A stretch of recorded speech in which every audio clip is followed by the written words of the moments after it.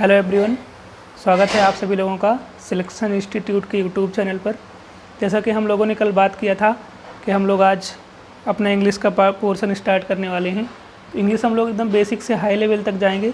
English में हम लोग डायरेक्ट किसी टॉपिक पर आने से पहले थोड़ा सा समझ लेते हैं, ठीक है। समझने के बाद हम लोग आते हैं टॉपिक पर। तो सबसे पहले अगर हम सीधे बिना टाइम वेस्ट किए इंग्लिश की बात करें, तो अगर आपसे पूछा जाए कि इंग्लिश है क्या, तो इंग्लिश आप बोल सकते हैं कि इंग्लिश एक क्या है, भाषा है। क्या है? लैंग्वेज है,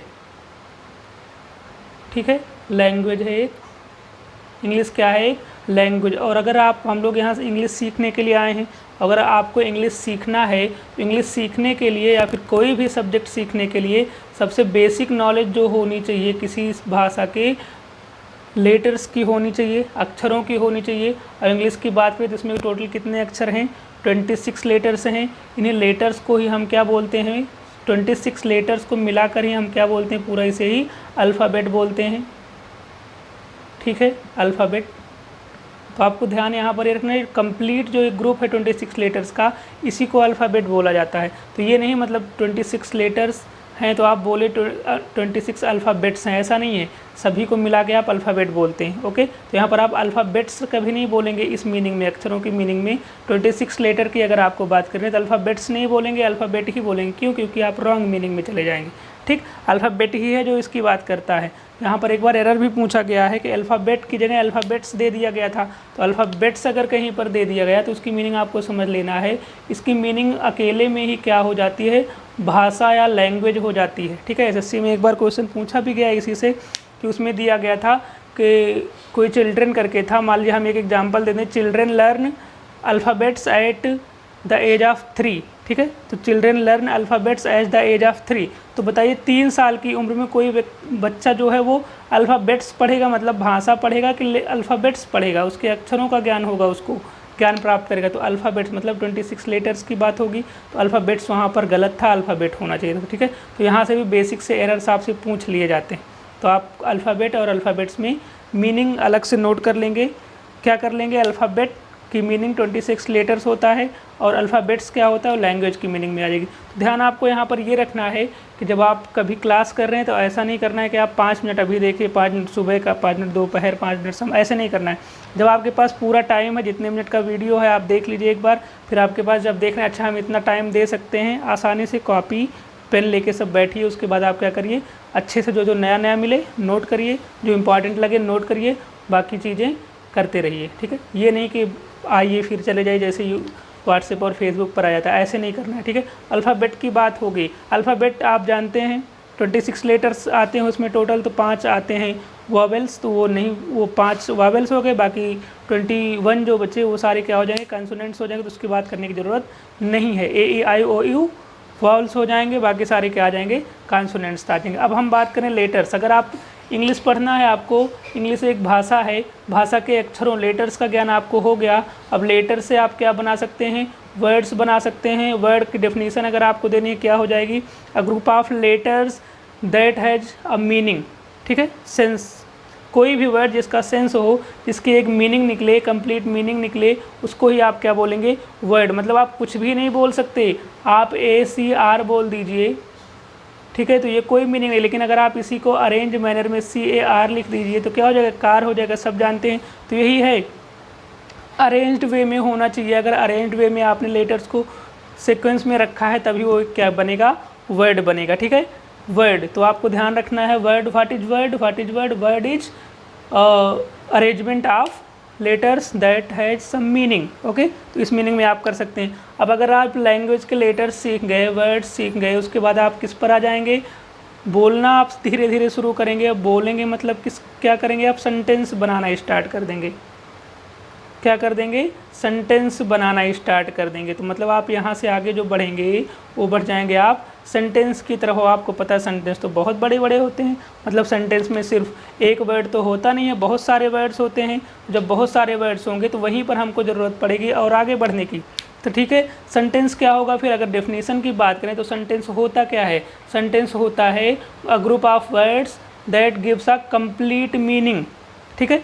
a group of words that expresses a statement, जो कोई स्टेटमेंट बताता है शब्दों का ऐसा समूह, या फिर आपको कंप्लीट मीनिंग देता है, कोई आपसे व्यक्ति बोल रहा है वो कुछ भी बोल दे आप ना समझ पाए, वो सेंटेंस नहीं माना जाएगा।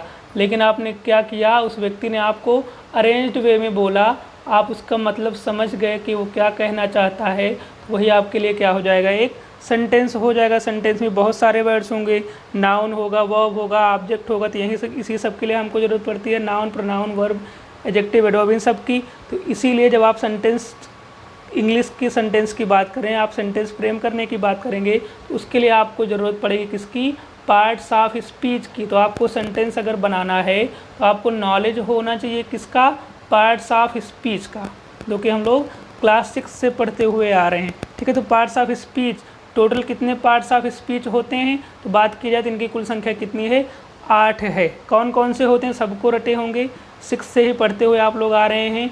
सबसे पहला जो होगा वो होगा आपका नाउन, दूसरा आ जाएगा प्रोनाउन,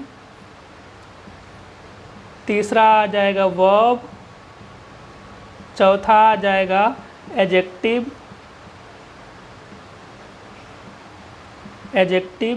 पांचवा एडजेक्टिव नहीं बोलते इसको, एडजेक्टिव बोलते हैं, लेकिन आप अगर स्पेलिंग आपसे मिस्टेक होती है तो आप कुछ भी बोल सकते हैं, बस आपकी स्पेलिंग नहीं गलत होनी चाहिए, क्योंकि वहाँ आपसे एसएससी में कोई बुलवाएगा नहीं। ठीक है, तो एडजेक्टिव बोला जाता है, लेकिन अगर आपको लगता है आप एडजेक्टिव बोलेंगे डी हमेशा भूल ही जाएंगे, तो आपको रखे रहना है उसको। अब जैसे नेक्स्ट जो टाइप है वो है एडवर्ब। कुछ लोग बोलेंगे इसको एडवर्ब, या फिर वर्ब, इसको नहीं वर्ब बोला जाता है, आर साइलेंट पढ़ लीजिए, इसको एडवर्ब नहीं एडवर्ब बोला जाता है। लेकिन अगर आप लगता है कि नहीं हम स्पेलिंग गलत कर देंगे, तो आप एडवर्ब ही पढ़िए, कोई पूछने वाला है नहीं। ठीक है, तो वर्ब हो गया, एडजेक्टिव हो गया, एडवर्ब हो गया। नेक्स्ट काइंड की बात करें तो प्रीपोजिशन हो जाएगा, प्रीपोजिशन हो जाएगा। नेक्स्ट टाइप की बात करें तो कंजंक्शन हो जाएगा, कंजंक्शन हो जाएगा। ये सारी चीज़ें आप लोग नोट करते हुए चलेंगे। यहीं से अभी हम लोग देखिए कहाँ से स्टार्ट किए हैं, इंग्लिश एकदम बेसिक से स्टार्ट किए हैं, और धीरे धीरे हम लोग नाउन, पार्ट्स ऑफ स्पीच पर पहुँच गए हैं, और धीरे धीरे क्या होगा, हम लोग अपना एग्ज़ाम लेवल तक ऐसे ही आ जाएंगे। जो लास्ट टाइप होगा वो क्या होगा, इंटरजेक्शन हो जाएगा। क्या हो जाएगा, इंटरजेक्शन हो जाएगा। तो ये सारे टाइप्स आप लोग नोट कर लेंगे। कभी भी कोई भी भाषा सीखनी है, खास करके इंग्लिश की आपको अगर सीखनी है, तो इन सब का नॉलेज होना चाहिए। ठीक है, लेटर्स आप सीख गए, लेटर्स के बाद वर्ड्स, वर्ड्स के बाद सेंटेंस, और सेंटेंस अगर आपको पूरी तरह जानना है तो इन सब का नॉलेज होना चाहिए इंग्लिश में, और इन सब का नॉलेज अगर है तो आपका मैक्सिमम इंग्लिश कवर ही हो जाएगी। ओके, तो हम लोग अगर बात करें, फिर ये आप सारे नोट के लिए सारे टाइप थोड़ा सा स्पेस आगे छोड़ देंगे, तो हम लोग अभी साथ ही साथ इसकी डेफिनेशन भी कर लेते हैं। जो केवल डेफिनेशन करते हैं, पहचानना सीख लीजिए। ओके, नाउन, नाउन आप लोगों ने सुना है बचपन से ही, किसी भी चीज़ का जो नाम होता है, ठीक है, इंग्लिश में अगर बोलना चाहें, name of a place, person और अ थिंग, ठीक है, तो इसी को आप नाउन पढ़ते हुए आ रहे हैं। तो मतलब अगर ध्यान से बात की जाए, नाउन का क्या काम होता है, तो नाम बताने का काम होता है। तो आप बोल सकते हैं ये क्या है, यह एक नेमिंग वर्ड है। अगर आपसे कोई भी पूछे तो छोटे से शब्दों में नाउन क्या है, नेमिंग वर्ड है। ये क्या दिखाता है, नाम दिखाता है, हिंदी संज्ञा होती है। ठीक है, सर्वनाम, प्रोनाउन, प्रोनाउन क्या होता है, अब भाई नाउन नाम हो गया किसी चीज़ का। आपको अगर एक ही व्यक्ति के बारे में बार बार सेंटेंस बोलना है, राम राम राम राम करके, तो बार बार राम लिखेंगे तो बहुत अच्छा नहीं लगेगा, और ये है कि बहुत बड़ा भी सेंटेंस बन जाएगा। इन्हीं को थोड़ा सा अच्छा दिखाने के लिए और सेंटेंस को छोटा करने के लिए इनके स्पेस पर, इनके जगह पर हम कुछ वर्ड्स यूज कर लेते हैं, जिन्हें क्या कहते हैं, प्रोनाउन। जैसे ही, सी, इट, दे, राम के लिए ही कर लेंगे, सीता के लिए सी कर लेंगे। तो यही मतलब राम के लिए आपने, राम एक नाम था, उसके लिए सी का प्रयोग किया, जो कि एक प्रोनाउन है। ठीक है, तो नाउन के जगह पे किसका प्रयोग कर लिया आपने, प्रोनाउन का। नंबर वगैरह आगे आप लोग सब जानेंगे, तो उसी के हिसाब से सिंगुलर प्लूरल हम लोग सब सीखेंगे। तो प्रोनाउन, प्रोनाउन मतलब क्या हो गया, ये क्या कर रहा है, नाउन का स्थान ले रहा है, तो रिप्लेसमेंट ऑफ प्रोनाउन बोल सकते हैं। इसका कार्य क्या होता है, इट रिप्लेसेज अ नाउन, मतलब ये क्या करता है, एक नाउन का स्थान लेता है। ठीक है, आसान सा आगे बढ़ते हैं। वर्ब क्या होता है, किसी भी सेंटेंस में क्या क्या कार्य हो रहा है, क्या घटना घट रही है, उसको शो करने के लिए जो वर्ड्स आते हैं उन्हीं को क्या बोला जाता है, वर्ब बोला जाता है। मतलब आप जो कार्य हो रहा है, डूइंग वर्ड इसको बोल सकते हैं। जो कार्य हो रहा है उसको दिखाने के लिए जो शब्द आते हैं उसको क्या बोलते हैं, वर्ब बोलते हैं। डूइंग वर्ड या फिर जो एक्शन शोइंग वर्ड्स, एक्टिविटी क्या हो रही है सेंटेंस में, उसको बताने के लिए आते हैं, वही क्या कहलाते हैं, वर्ब कहलाते हैं। ओके, तो इतने हो गए हमारे नेक्स्ट, इसको अभी बाद में फिर से लिख लेते हैं। एडजेक्टिव क्या होता है? एडजेक्टिव नाउन हो गया, प्रोनाउन हो गया। अगर आपको बोलना है कि राम एक लड़का है तो ये तो ठीक है, सिंपल सा सेंटेंस हो गया। लेकिन आपको अगर बोलना है कि राम एक बहुत अच्छा लड़का है, ठीक है, तो आपने राम के बारे में कुछ बोला, राम है क्या? नाउन है, मतलब आपने नाउन की कुछ विशेषता बताई। नाउन की विशेषता बताने के लिए इन शब्दों का यूज होता है, उसको क्या बोलेंगे आप? एडजेक्टिव। तो ये क्या होता है? विशेषता बताता है या व्याख्या करता है या कुछ बताता है, किसके बारे में? नाउन। किसके बारे में? नाउन के बारे में। तो क्या हो जाएगा? It qualifies, sorry, it qualifies, it qualifies क्या करता है? अ नाउन, नाउन को। अब हमने आपको बताया कि नाउन के जगह पर ही किसका यूज किया जाता है? प्रोनाउन का। मतलब अगर नाउन की व्याख्या बताएगा तो उसके जगह पर जो आएगा उसकी भी व्याख्या बताएगा। मतलब ये और किसको क्वालिफाई कर सकता है? प्रोनाउन को। ठीक है, तो ये यहाँ से आपका क्लियर हो गया। एडजेक्टिव क्या होते हैं? एडजेक्टिव वे वर्ड्स होते हैं जो किसी नाउन या प्रोनाउन के बारे में कुछ बताते हैं सेंटेंस में आके, या उनकी विशेषता बताते हैं, उनके बारे में कुछ भी बताते हैं। ओके, तो ये हो गया एडजेक्टिव आपका। सिर्फ डेफिनीशन देख रहे हैं हम लोग, बस आप लोग शॉर्ट में एकदम नोट कर लेंगे ताकि याद रहें चीज़ें आपको कि पार्ट्स ऑफ स्पीच की डेफिनीशन क्या होती है। एडवर्ब क्या होता है भैया? एडवर्ब नाउन प्रोनाउन की व्याख्या के लिए तो हमने एडजेक्टिव कर लिया, तो एडवर्ब भी वर्ब बच गया आपका। वर्ब अगर बच गया तो उसकी भी व्याख्या अगर आपको करवानी है, जैसे वह दौड़ता है, एक ये हो गया, एक्शन दिखा रहा है दौड़ने का, तो मतलब वर्ब रन वाली आई। लेकिन वह तेज दौड़ता है तो दौड़ने के बारे में कुछ बताया गया, तो वो बताने के लिए जो वर्ड्स आएंगे उसको क्या बोला जाएगा? एडवर्ब बोला जाएगा। तो ये भी क्वालिफाई करता है किसको? वर्ब को। क्वालिफाइज वर्ब, मतलब ये किसको? वर्ब को क्वालिफाई करता है। साथ ही साथ और ये किसको क्वालिफाई कर देता है? एडजेक्टिव को। ठीक है, तो ये सारी चीज़ें हम लोग आगे बहुत अच्छे से डिस्कस करने वाले हैं। बस अभी हम लोग क्या कर रहे हैं, इनके बारे में थोड़ा थोड़ा जान रहे हैं। मतलब ये पता रहे कि हाँ ये हमको आगे पढ़ना है। जब हम स्टार्ट करें आपको इतना पता रहे कि ये क्या इनका यूज है। ओके, तो एडवर्ब क्या होते हैं? वर्ब और एडजेक्टिव की विशेषता या उनके बारे में सेंटेंस में कुछ बताने के लिए आते हैं। कौन आते हैं? एडवर्ब आते हैं। आगे बात करें प्रीपोजिशन की। ओके, तो प्रीपोजिशन की अगर हम बात करें, नाउन आ गया, प्रोनाउन आ गया, वर्ब आ गया, ये सारी चीज़ें आ गई। नाउन और प्रोनाउन आ तो गया, लेकिन सेंटेंस में और जो सारे वर्ड्स हैं या फिर किसी अन्य वर्ड से सेंटेंस में आए हुए अगर रिलेशन बताना है आपको नाउन और प्रोनाउन का, जैसे आप रूम में है या मैं रूम में हूँ, मैं कहाँ हूँ? रूम में हूँ, तो मेरा जो रिलेशन बताया गया किसके साथ? रूम के साथ।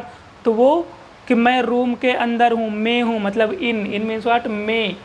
तो यही क्या होगा आपका संबंध जो बताते हैं शब्द नाउन और प्रोनाउन का किसी अन्य शब्द से, वो क्या कहलाते हैं? प्रीपोजिशन कहलाते हैं। तो आप इनको क्या बोल सकते हैं? ये रिलेटिव वर्ड्स हैं, मतलब जो रिलेशन बताते हैं। आप बोल सकते हैं ये रिलेट करते हैं। क्या किसको रिलेट करते हैं? रिलेट्स नाउन, मतलब नाउन या प्रोनाउन, नाउन या प्रोनाउन को रिलेट करते हैं, मतलब संबंध उनका बताते हैं। किसके साथ? रिलेट्स नाउन और pronoun with the rest of the words, मतलब सेंटेंस में आए हुए अन्य शब्दों के साथ ये क्या करते हैं? नाउन या प्रोनाउन को रिलेट करते हैं, उनका संबंध बताते हैं। जैसे हम कमरे में हैं, हम गाड़ी में हैं, हम छत पर हैं, इन सब क्या हो गया? हमारा जो संबंध छत के हिसाब से, गाड़ी के हिसाब से, कमरे के हिसाब से बताया गया, वो कौन बताएंगे? वे वर्ड्स प्रीपोजिशन होंगे वो। ओके, तो कंजंक्शन की बात करें, अगर हम कंजंक्शन, अगर एक सेंटेंस में एक ही नाउन आया या एक ही प्रोनाउन आया या एक ही सब्जेक्ट आया तब तो ठीक है। लेकिन अगर आपको दो लोगों को एक साथ लाना, जैसे आपको बोलना राम और श्याम बहुत अच्छे लड़के हैं, तो आप क्या बोलेंगे? राम एंड श्याम। अब दो लोग अगर आ गए तो इनको जोड़ने के लिए किसी शब्द की ज़रूरत हुई, किसकी? एंड की। तो वही जोड़ने का जो काम होता है वो कौन से वर्ड्स करते हैं? क्या कहलाते हैं वो? कंजंक्शन कहलाते हैं। तो राम एंड श्याम जोड़ा है इनको बीच में, तो ये क्या हो गया? एंड यहाँ पर क्या है? कनेक्टिंग वर्ड है, जो कि क्या है? कंजंक्शन बोल सकते हैं आप। ठीक है, तो मतलब आप अगर बोलना चाहें तो कंजंक्शन क्या होते हैं? ये होते हैं कनेक्टिंग वर्ड्स, मतलब ये शब्दों को जोड़ते हैं। बहुत सारे वर्ड्स हैं, वो सारी चीज़ें हम लोग आगे डिस्कस करेंगे। कनेक्टिंग वर्ड्स इसमें आप अभी लिख लीजिए बस, कनेक्टिंग वर्ड्स। ओके, तो ये सारे आपके हो गए। छोटी सी डिफिनेशन एक बार आप नोट कर लेंगे, समझना है आपको, एक बार लिख लीजिए समझ के, उसके बाद अगर नहीं समझ में आए तो एक बार फिर से देख लीजिए। एक लास्ट टाइप जो इसका 8वां टाइप है वो है आपका इंटरजेक्शन, वही बचा है और वो पेपर के लिए बिल्कुल इम्पॉर्टेंट नहीं है, वो फीलिंग बताने के लिए आता है। जैसे सडन फीलिंग बताने के लिए जो वर्ड्स आते हैं उनको किस कैटेगरी में रखा जाता है, उनको इंटरजेक्शन में रखा जाता है। तो वही हमारा लास्ट टाइप है किसका, पार्ट्स ऑफ स्पीच का। 8वां टाइप क्या है, इंटरजेक्शन। इंटरजेक्शन बोल दीजिए आर साइलेंट, ठीक है। तो इंटरजेक्शन क्या होते हैं, ये वे वर्ड्स होते हैं जो सडन फीलिंग शो करते हैं। जैसे आपके सामने का एक सांप आ जाए तो आप क्या हो जाएंगे, एकदम आपके मुंह से कुछ आवाज़ आ जाएगी आपके ना चाहते हुए भी। तो वही वर्ड्स क्या होते हैं, सडन फीलिंग शो करने वाले वर्ड्स होते हैं। और इनको किस कैटेगरी में रखा जाता है, इनको रखा जाता है इंटरजेक्शन में, सडन फीलिंग। ओके, तो ये आपके इंटरजेक्शन में आ जाएंगे। तो आपको अगर पूरा अच्छे से इन सब का नॉलेज हो गया तो हम लोग इसमें एरर बेस्ड सारी चीज़ें करेंगे, रूल्स पर जाएंगे, डेफिनेशन पर जाएंगे, इनके यूज के बारे में बताएंगे, कहाँ कहाँ ये यूज हो सकते हैं, ये सारी चीज़ें बताएंगे। तो पार्ट्स ऑफ स्पीच अगर आपने अच्छे से कर लिया तो मैक्सिमम जो एरर का पार्ट होता है एसएससी का आपका इम्प्रूव हो जाएगा बहुत अच्छे से। ओके, तो ये हो गया। अब जो फर्स्ट पार्ट्स ऑफ स्पीच है, नाउन हमको वो स्टार्ट करना है जिसको हम पूरा बेसिक से हाई तक जाएंगे, पूरे पेपर लेवल तक। नाउन जैसे हमने डेफिनेशन पढ़ ली, इट्स अ नेमिंग वर्ड, ठीक है, तो वो नहीं करते हैं। अब इसको हम 2 पार्ट्स में डिवाइड करते हैं। नाउन में वस्तुएं वगैरह आएंगी तो वस्तुएं 2 टाइप की हो सकती हैं। कुछ ऐसी वस्तुएं होंगी जिनको आप काउंट कर लेंगे, तो जिनको आप काउंट कर लेंगे वो काउंट के एबल हैं, मतलब काउंटेबल। जिनको आप नहीं काउंट कर पाएंगे वो क्या हैं, अनकाउंटेबल हैं। क्या है वो, अनकाउंटेबल है। तो इनको 2 भागों में हमने विभक्त कर दिया और यही विभक्त करने के बाद इनके 5 टाइप्स हैं टोटल नाउन के। उन टोटल 5 को इन्हीं दोनों में हम लोग विभाजित कर देंगे। तो ये वे वस्तुएं होंगी जिन्हें आप काउंट कर सकते हैं, ये वे वस्तुएं होंगी जिन्हें आप काउंट नहीं कर सकते। आप आज सोचिएगा जो वस्तुएं काउंटेबल हैं उन्हें तो ठीक है, जो अनकाउंटेबल हैं उन्हें सोचिएगा आप, उनके पहले किसी संख्या का यूज कर सकते हैं जिनको आप गिन नहीं सकेंगे। जैसे पानी हो गया, वाटर हो गया, ठीक है, बॉय हो गया, गर्ल हो गया, ये सब काउंटेबल में आ जाएंगे। लेकिन अगर हम बात करें वाटर की, वाटर आप नहीं गिन सकते, मतलब किस में आएगा, अनकाउंटेबल में आएगा। तो इसके पहले आप संख्या का यूज कर सकते हैं कि नहीं, जैसे 1 2 3 4 नंबर शो करने वाले वर्ड्स का यूज कर सकते हैं कि नहीं। ए या एन जो कि संख्या में 1 की बात करते हैं, इसको हम लोग आर्टिकल में डिस्कस करेंगे। इनका यूज इन अनकाउंटेबल नाउन्स के पहले कर सकते हैं कि नहीं। अनकाउंटेबल नाउन है तो ये होगा कि नहीं होगा, ये होगा कि नहीं होगा। और उसके बाद अनकाउंटेबल नाउन्स में आप उनका प्लूरल बनाएंगे कि नहीं, या वो सिर्फ हमेशा सिंगुलर ही रहेंगे। जैसे वाटर है, कभी आप वाटर्स करते हैं, क्या होगा कि नहीं होगा, ये सारी चीज़ें आप लोग खुद से सोचेंगे एक बार। अब वीडियो बहुत ज़्यादा लंबा ना हो जाए इसके लिए हम लोग आज यहीं तक करते हैं। बाकी नाउन का पूरा अनकाउंटेबल क्या है, कैसे रूल्स हैं, ये सारी चीज़ें हम लोग कल डिस्कस करेंगे। वोकैब हम लोग किसी और पार्ट में डिस्कस करेंगे। डेली हम क्या करेंगे, एक ग्रामर का वीडियो छोटा सा बना दिया करेंगे और एक क्या कर दिया करेंगे, वोकैब का। ओके, ताकि ज़्यादा प्रॉब्लम ना हो। सो अब आप लोग सोचिएगा, जो अभी तक पढ़ा है वो सारी चीज़ें देख लीजिएगा, डेफिनेशन नोट कर लीजिएगा। उसके बाद काउंटेबल और अनकाउंटेबल में अंतर क्या होता है, और ये तीनों चीज़ें जो हमने बताई वो उसके बारे में आप सोचिएगा। बाकी हम कल पूरा आंसर देंगे। ओके, तो मिलते हैं नेक्स्ट वीडियो में। घर पर रहिए, अच्छे से पढ़ते रहिए। Okay, thank you, good night.